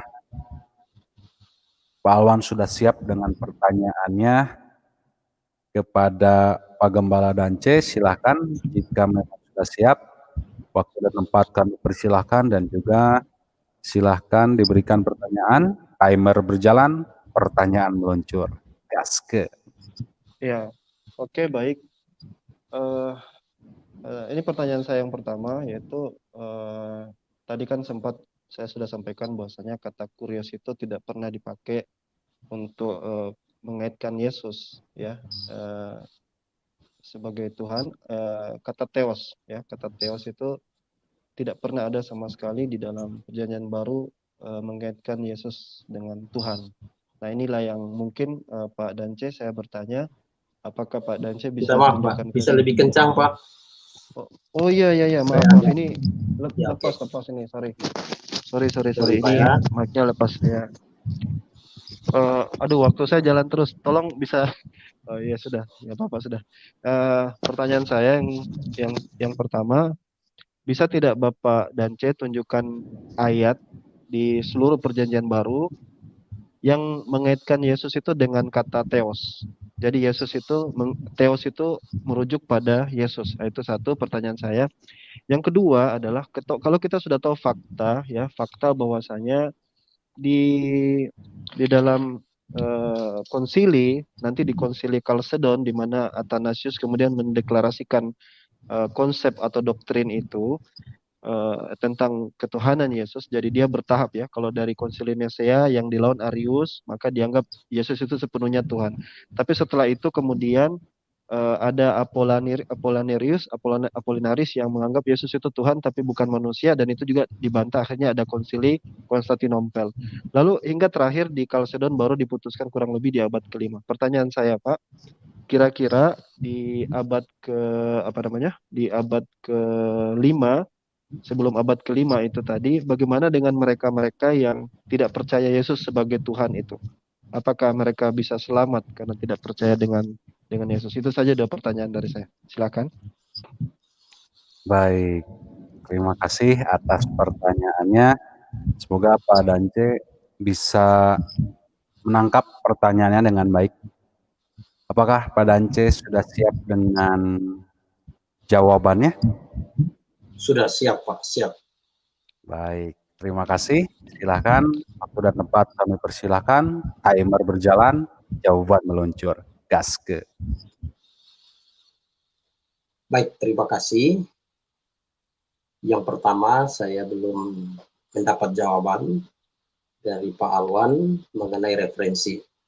Jadi tidak dikasih tahu dari referensi apa. Yang kedua, saya akan menjawab mengenai di bagian mana Yesus diakui sebagai Tuhan. Sebenarnya tadi kita sudah baca dalam Yohanes 13 ayat 13. Di situ kan Yesus mengakui dirinya sebagai Tuhan. Dan situ gunakan kata kurios. Ya. Nah, itu bisa kita lihat kembali Yohanes 13 ayat 13. Ya. Nah, saya tidak perlu, tadi saya sudah baca kaiho kurios 2 kali. Jadi di situ Yesus adalah Tuhan. Ya, Yesus adalah Tuhan. Kemudian Matius pasal 4 ayat 7. Yesus menjawab iblis, jangan mencobai Tuhan Allahmu. Karena iblis waktu itu sedang mencobai Yesus, maka Yesus mengingatkan iblis, jangan mencobai Tuhan Allahmu. Ya, kurioton theoso. Yaitu di karakteristik dari Yesus. Jadi ini 2 ayat saya tunjukkan. Lalu Matius juga ada pasal 7. Matius pasal 7 ya. Ayat 20 ya. Matius pasal 7 ya, kita lihat di sini. Nah, pasal 7 ayat 21. Bukan setiap orang yang berseru kepadaku, Tuhan, Tuhan, akan masuk ke dalam kerajaan sorga. Di situ gunakan kata kurie dari kurios, ya, ya. Jadi banyak bagian yang menyatakan bahwa Yesus adalah Tuhan, dan dalam bahasa Yunani dengan penggunaan kata kurios. Ya, jadi kurios, sekali lagi gini. Pak Alwan harus paham bahwa apa perbedaan kata yang menggunakan artikel dan kata yang tidak menggunakan artikel. Nah, kata yang menggunakan artikel itu adalah kata yang memiliki identifikasi. Sedangkan kata yang tidak menggunakan artikel itu kata yang merujuk kepada karakteristik. Ya, jadi definite artikel ho berarti merujuk kepada sesuatu yang pasti, ya, mengidentifikasi. Nah, itu, ya, jadi itu seperti yang tadi dikutip dalam Matius itu, yaitu identifikasi, merujuk kepada figur. Jadi bukan karakteristik. Itu. Jadi saya sudah jawab, ya. Jadi pertanyaan pertama, di mana bagian dalam bahasa Yunani yang menyebutkan Yesus adalah Tuhan dengan menggunakan kata hokurios. Ya, tadi sudah jelas, ya, Yohanes 13 ayat 13 dan 14 itu sudah jelas, yaitu menggunakan hokurios. Ya. Nah, itu. Kemudian menyangkut Immanuel tadi, di Matius sudah sangat jelas, identifikasi Matius Immanuel itu adalah Yesus. Bapak balik ke belakang menggunakan argumen kaum Unitarian, ya, bahwa yang di Yesaya 9 ayat 5 itu bukan merujuk kepada Yesus. Ya, itu kita bisa diskusikan lebih jauh karena teks aslinya kita bisa lihat. Saya sempat berdiskusi dengan Pak Frans Donald mengenai itu dalam teks asli, dan itu kita bisa lihat bahwa itu merujuk kepada perkataan nubuatan. Itu, ya, jadi itu. Kemudian banyak klaim yang Bapak buat, ya. Saya butuh data yang otentik ketika kita berbicara tentang sejarah. Nah, mengenai naskah asli, ya, Bapak ragukan, ya, boleh ragukan, tetapi kita bisa lihat ada 5.000 lebih naskah. Nah, saya punya satu buku yang sangat bagus mengenai itu. Ya, kami belajar tentang naskah-naskah Alkitab. Nah, naskah yang dipakai seperti critical text yang diedit kembali oleh Westcott dan Hort, itu naskah yang diragukan. Ya, naskah yang diragukan, sedangkan Pectus Receptus adalah naskah yang diambil dari salinan-salinan yang terdapat di dalam jemaat-jemaat lokal yang terpelihara.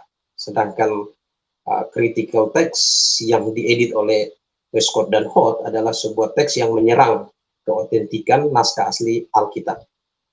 Ya, jadi mungkin di lain waktu kita bisa belajar lebih jauh tentang naskah asli Alkitab.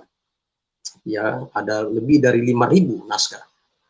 Sedangkan Westcott dan Hort hanya berdasarkan kepada dua naskah. Ya, naskah yang diambil oleh Westcott dan Hort itu pun bukan naskah yang berasal dari sinagog, dari jemaat-jemaat lokal, tetapi naskah dari yang dimiliki oleh pribadi, memiliki catatan kaki. Ya, jadi itu makanya diragukan dan bisa kita lihat belajar lebih jauh. Saya punya sebuah buku yang tadi saya cari-cari sebelum ketemu, ya, itu buku menjelaskan secara spesifik sumber-sumber naskah tersebut. Ya, jadi tapi karena waktu, mungkin lain kali saya akan tunjukkan. Coba saya lihat dulu.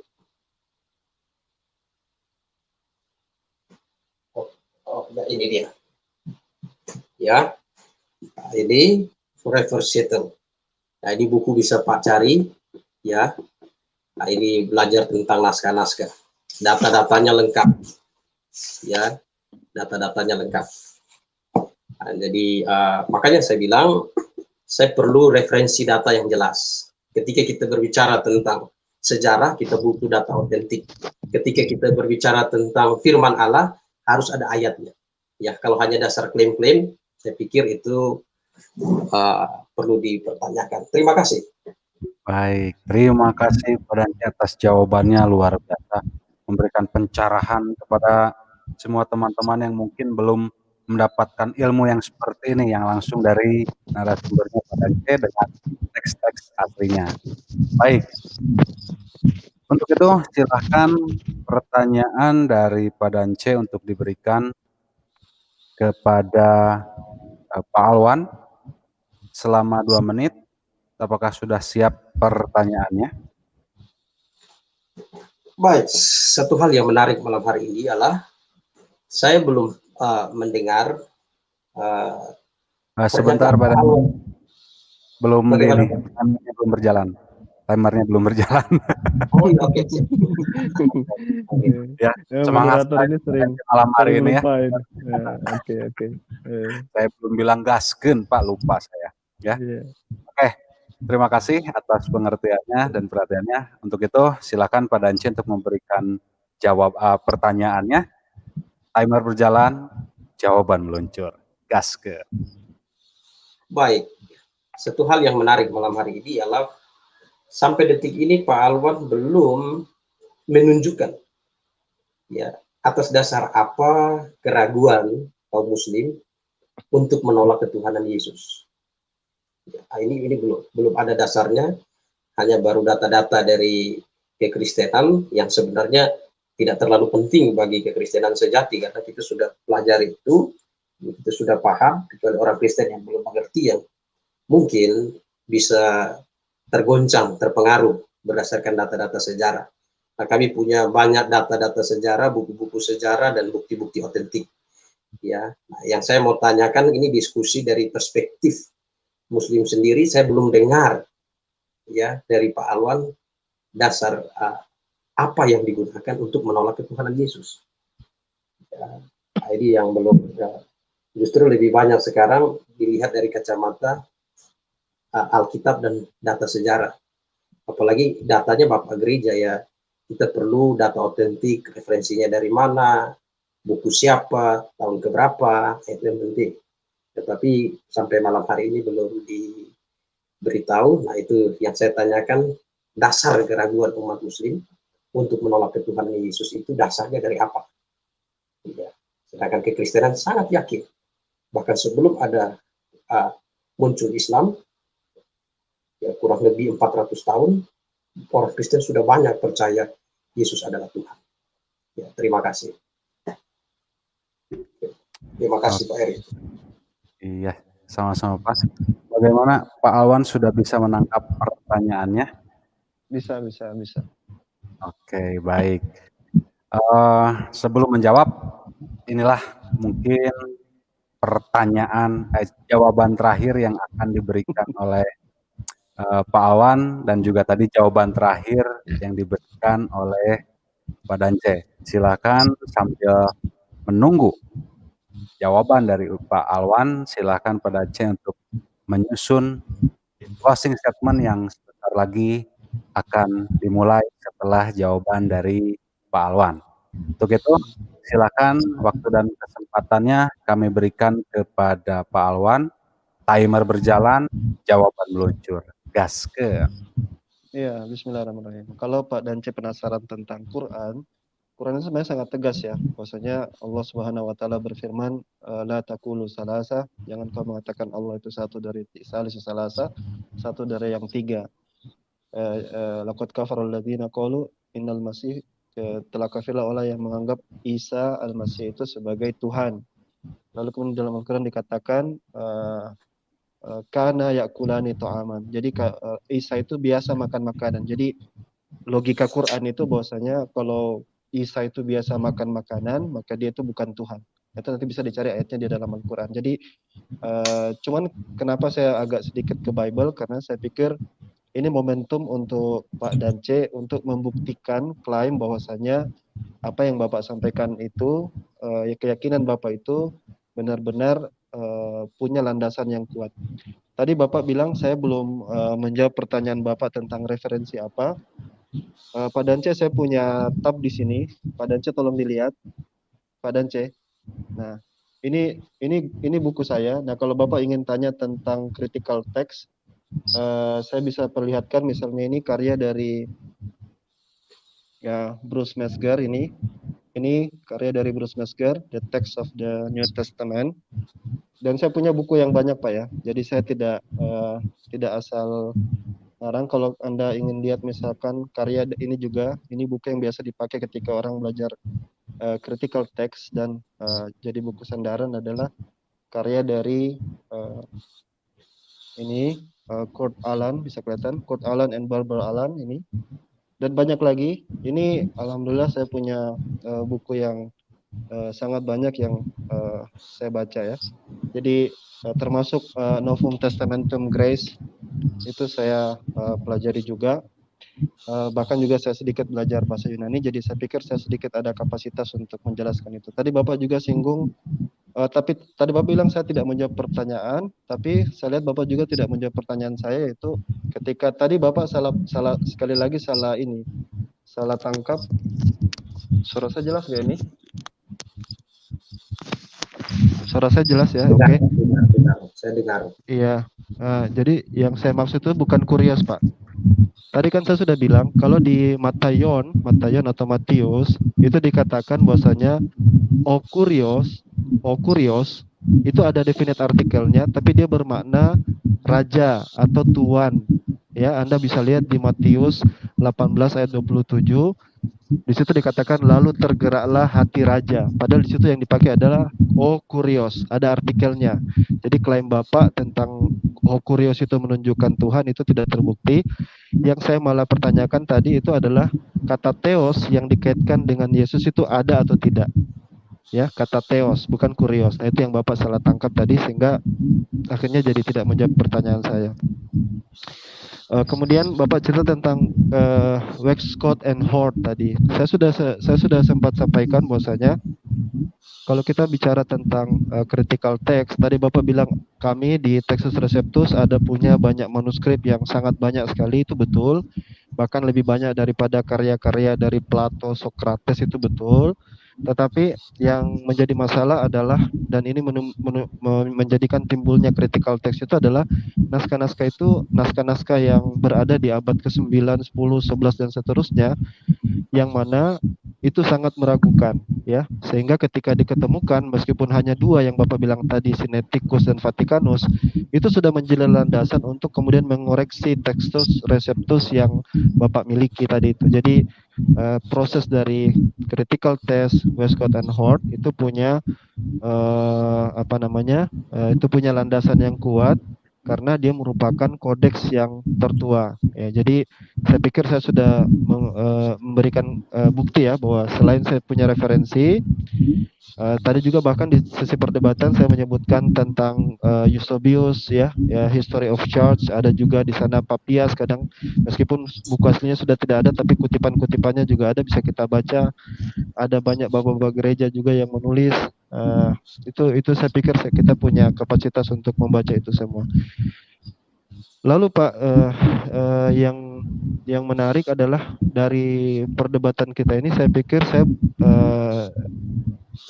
bahwa apa yang Bapak datangkan, dalil-dalil itu sekali lagi tidak menunjukkan bahwasanya Yesus itu Tuhan.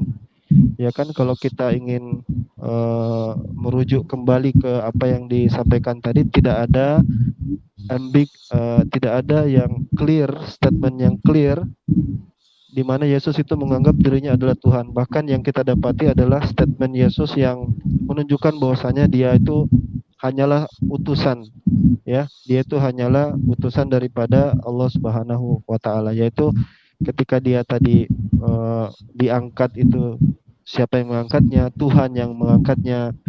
Kalau kita bagaimana dia berdoa, ya kan? Kemudian dia disebut sebagai hamba Allah atau hamba Tuhan, ya. Anda bisa lihat di Matius 12 ayat 18 misalnya. Kemudian ketika dia melakukan mukjizat itu, ya, dia selalu mengatakan di mana kalau saya di sini ada bahasa Inggrisnya, dikatakan which God did by him. Jadi ada pekerjaan Tuhan, ya, pekerjaan Tuhan kepada dia. Jadi dia itu melakukan betul-betul bukan karena dia, tapi karena dia karena dia adalah utusan yang diberikan oleh Allah Subhanahu, yang ditugaskan oleh Allah Subhanahu wa taala. Jadi saya pikir kemudian saya sudah bantah juga pernyataan yang ambigu tadi, mulai dari konteks bahasanya, kemudian sejarahnya. Seperti kalau kita bicara tentang di Yohanes 1-8 itu, atau 1-14 itu, kalau Bapak baca lebih jelas ya di di Yohanes 1. Bentar.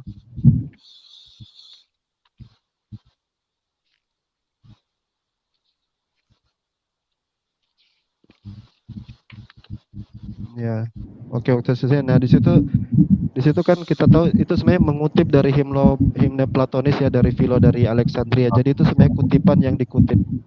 Oke, maaf, Baik, waktu saya habis. Ya, oke. silakan disimpan untuk nanti statementnya ya, Iya, Pak iya. Alwan. Oke, Terima oke, kasih oke. untuk jawabannya yang mudah-mudahan mencerahkan juga bagi umat. Nah, inilah luar biasanya dialog lintas agama di Geraha Moalap. Semua netral dan semua ada data yang bisa disajikan kepada semua pemirsa dimanapun kita berada. Oke, sambil menunggu kedua pembicara ini memberikan closing statement yang insya Allah closing statement ini bisa memberikan kita semua pencerahan, penguatan akidah iman kepada masing-masing agama dan kepercayaan. Baik, para penonton setia Gerah Moalap, sebelum lanjut ke sesi terakhir, saya ingin mengingatkan kembali untuk dukung terus ya channel-channel Kristolog, channel-channel yang berafiliasi dengan Geraha Moalap. Kalian sudah tonton semuanya, silahkan gerakkan jari kalian, ada tombol merahnya tuh ya, tulisannya subscribe, pencet, terus ada tanda lonceng, pencet juga supaya dapat notifikasi terbaru dan tidak ketinggalan dialog lintas agama ini ya. Dan juga kepada teman-teman dan saudara-saudara Kristen, jika Anda ingin subscribe channelnya Pendeta Gembala Dance ini, silahkan kunjungi channelnya untuk bantu subscribe agar Pak Dance ini bisa memberikan ilmu kepada teman-teman yang Kristen lainnya ya. Terima kasih juga untuk teman-teman yang sudah insya Allah memberikan sedikit rezekinya, tidak lupa juga dan dukung terus Geraha Moalap ini untuk menjadi kendaraan dakwah ya, karena alhamdulillah biar kita ini sudah terkoneksi ke Malaysia, Singapura, Brunei, bahkan Amerika, bahkan yang terbaru sampai ke Timur Tengah dan juga ke Australia ya. Dan mudah-mudahan dengan adanya Geraha Moalap ini bisa memberikan pencerahan kepada kita semua, karena insya Allah channel Geraha Moalap ini adalah channel yang netral, yang tidak mementingkan otot, tidak mementingkan urat, tapi mementingkan ilmu.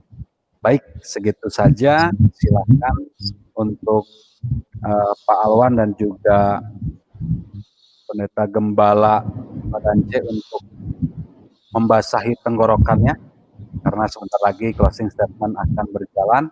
Karena tadi Pak Alwan yang memberikan opening statement. Sudah habis. Oh ya, ya, Pak Dance biar enggak serak nanti closing statementnya.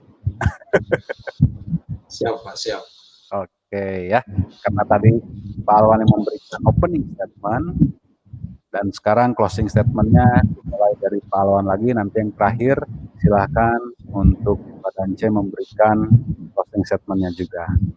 Baik, sudah siap untuk Pak Alwan memberikan closing statement yang akan diberikan kesempatannya sekarang? Pak Dance dulu kayaknya, nanti saya sebagaimana kesepakatan di awal kan. Oh jadi, oh iya ya, jadi Pak Dance dulu ya yang memberikan closing statement-nya ya. Sudah siap Pak Dance? Siap, siap, Pak. Oke, baik. Terima kasih atas kesempatan, waktu, dan ingatannya. Semoga kita semua diberkahi oleh Tuhan Maha Pencipta. Silakan untuk Pak Dance, waktu dan kesempatannya kami akan berikan. Closing statement berjalan, waktu berjalan, closing statement meluncur.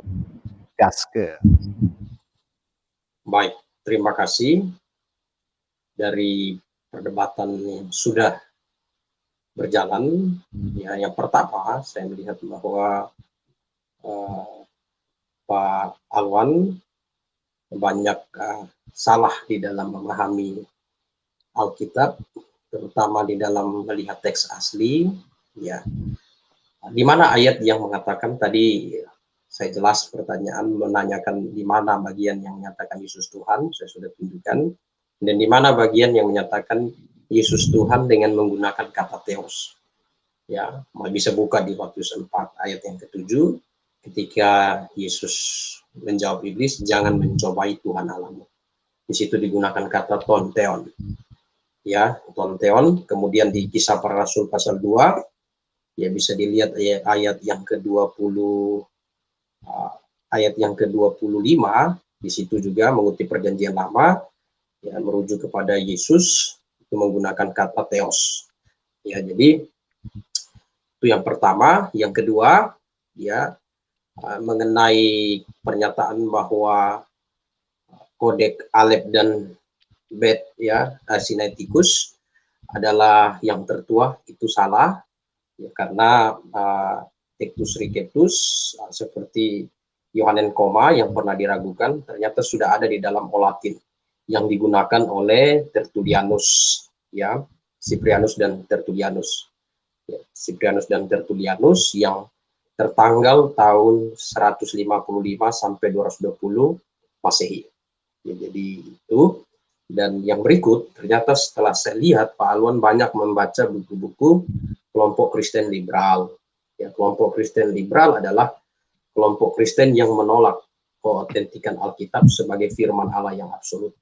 Ya, sebenarnya mereka adalah kelompok-kelompok filsuf yang menjadi Kristen, yang kemudian tidak sanggup, ya, mereka bukan orang yang lahir baru, sehingga mereka tidak bisa menerima Alkitab sebagai firman Allah yang absolut. Makanya saya referensikan kepada Pak Alwan, tambahkan di perpustakaannya buku-buku yang bagus seperti ini, ya. Nah, ini saya tunjukin, bisa nanti dicari. Kemudian saya punya beberapa buku, cuma saya tidak, kalau Pak Alwan nanti mau saya akan kasih supaya jadi referensi, ya. Jadi baik. Nah, itu. Kemudian kekristenan percaya Yesus adalah Tuhan, itu clear, itu jelas. Ya, ayat Alkitab memberi dukungan, ya, karena dia Yesus adalah Tuhan, buktinya dia maut tidak dapat mengalahkannya. Ya, dia naik ke sorga. Pernyataan bahwa dia tidak mengetahui tentang akhir zaman itu salah tafsir Alkitab, karena sebenarnya dia tahu. Namun pada waktu itu murid-muridnya bertanya kapan masa dan waktu tepatnya, tapi dia hanya memberitahu murid-muridnya mengenai tanda-tanda akhir zaman. Itu bisa dilihat dari Lukas 21, ya, narasi tentang bagaimana Yesus memberitahu tanda-tanda akhir zaman. Nah, kekristenan percaya Yesus adalah Tuhan, ya, Tuhan dan Juru Selamat. Dasarnya apa? Yesus sudah ada sebelum Abraham ada. Yesus turun ke dunia, tinggal di dalam daging, menjadi manusia demi menyelamatkan manusia dari dosa. Karena dosa adalah pelanggaran hukum Allah, orang yang berbuat dosa harus dihukum. Ya, kekristenan percaya bahwa semua pelanggaran harus dihukum. bukan disuruh berbuat baik, bukan disuruh beramal dan segala macam, harus dihukum. Dosa adalah pelanggaran hukum Allah, orang yang berbuat dosa harus dihukum. Dan upah dosa ialah maut. Itu sebabnya semua manusia, sejak Adam berdosa, semua manusia berdosa. Dan manusia yang berdosa harus dihukum di dalam neraka. Tetapi karena Allah mengasihi manusia, ya, Yesus yang adalah Allah mengosongkan diri, mengosongkan diri menjadi manusia. Menjadi manusia, dia tak berdosa, dia tak berbuat dosa. Dan dia bukan berasal dari manusia Adam, tetapi dia dikandung oleh Roh Kudus. Ya. Jadi manusia, dia hidup dalam pencobaan, dia tidak berdosa. Dan dia yang tidak berdosa ini dihukum bukan karena dosanya, tetapi untuk menanggung dosa manusia. Dia adalah gambaran dari domba korban yang dikorbankan di dalam perjanjian lama, yang dikorbankan oleh Abraham, yang dikorbankan oleh Ishak, Yakub, dan orang-orang percaya di perjanjian lama. Mereka mengorbankan domba korban, Abraham, Ishak, dan Yakub, yang mengorbankan domba korban. Tindakan mereka adalah tindakan iman. Mereka percaya bahwa juru selamat akan datang. Dan juru selamat yang datang menggenapi itu adalah Yesus Kristus. Yesus Kristus, ya, adalah Allah yang menjadi manusia untuk menanggung dosa manusia. Makanya ketika Yesus muncul, Yohanes melihat Yesus, Yohanes berkata, lihatlah anak domba Allah yang menghapus dosa dunia. Itu sebabnya kekristenan hari ini tidak ada lagi upacara liturgia atau letreia, upacara seremonial. Karena domba yang disimbolkan sudah datang, yaitu Yesus Kristus. Orang Kristen percaya kepada Yesus hari ini adalah orang Kristen yang beribadah dalam roh dan kebenaran. Jadi orang Kristen hari ini tidak melakukan lagi upacara simbolik, ya, letreia, liturgia, tetapi melakukan secara proskuneo, ibadah dalam roh dan kebenaran, karena domba yang sesungguhnya sudah datang, yaitu Yesus. Dari mana Yesus berasal? Dia adalah Allah, Allah yang menjadi manusia, ya, untuk menyelamatkan manusia dari dosa-dosanya, menggantikan penghukuman manusia. Barang siapa percaya kepada Yesus, Yesus berkata, akulah kebangkitan dan hidup, dalam Yohanes 11 ayat 25. Barang siapa percaya kepada Yesus, dia akan mendapatkan kebangkitan dan hidup. Dia tidak akan mati walaupun sudah mati. Jika seseorang mengaku dengan mulut, Yesus adalah Tuhan, dan percaya dalam hati, Yesus telah bangkit dari antara orang mati, maka dengan hati orang percaya dibenarkan, dengan mulut orang mengaku diselamatkan. Jadi kekristenan sangat percaya Yesus adalah Tuhan. Dari mana kekristenan percaya? Dari firman Allah, dari perkataan Yesus Kristus sendiri, dan juga pengakuan para rasul. Dan hari ini orang Kristen memegang Alkitab sebagai dasar iman, dan orang Kristen percaya bahwa Yesus adalah Tuhan dan Juru Selamat. Terima kasih. Baik. Terima kasih closing statement-nya yang begitu luar biasa, yang menyemangati para teman-teman Kristen yang lainnya untuk terus teguh dalam imannya. Begitu ya, Pak Kepala Dance. Amin.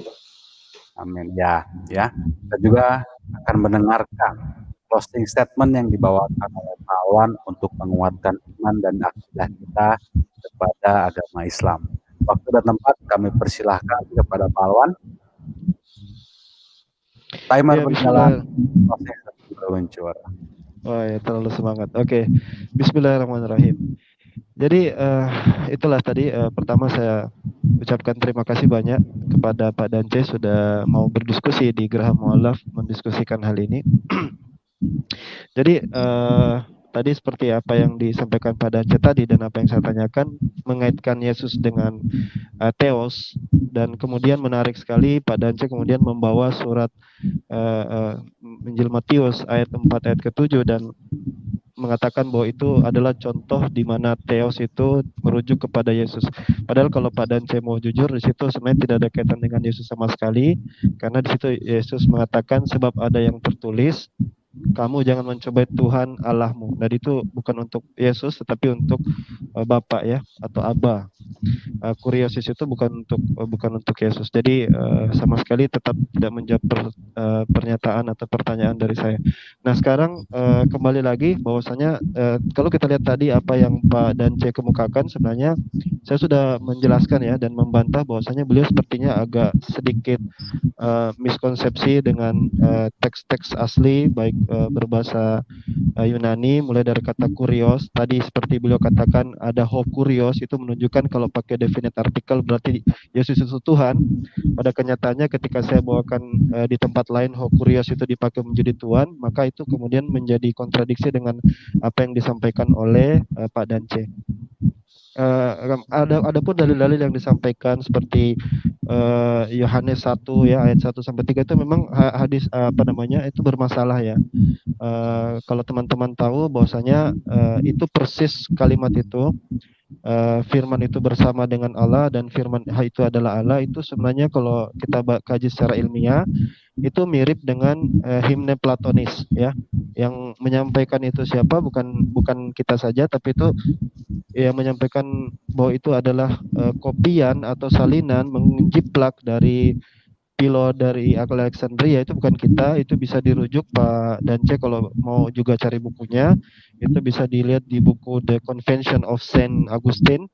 Nah di dalam bukunya itu dijelaskan tentang itu ayat itu adalah persalinan, adalah sebenarnya kopian saja.